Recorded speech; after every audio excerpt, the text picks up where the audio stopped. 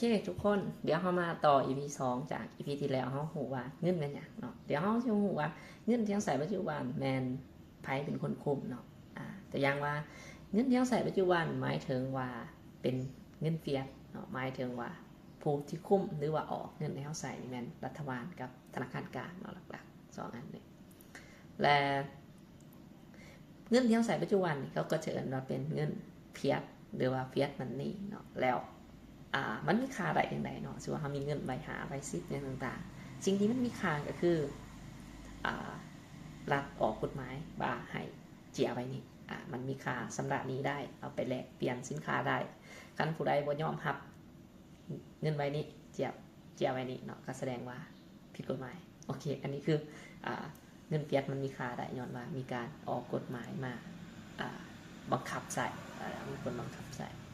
และฉะนั้นเนี่ยที่สาเหตุที่มันเฟ้อจากปริมาณเงินที่เพิ่มขึ้นเนาะก็แสดงว่า1มันจะมีสุด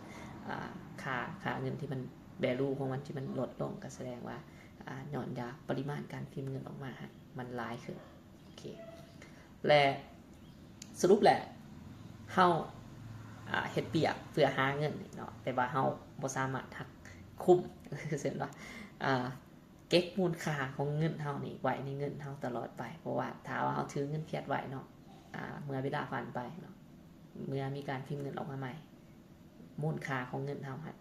แวลูของมันสิลดปริมาณเพิ่มแต่ความหมายว่าจำนวนเงินหาซิปอย่างต่างๆวนไหวมันก็ยังคือเก่าแต่ความหมายแวลูเนาะค่าที่มันเราจะเอาไปแลกกับสินค้ามันก็สิลดลงโอเคประมาณนี้เนาะแล้ว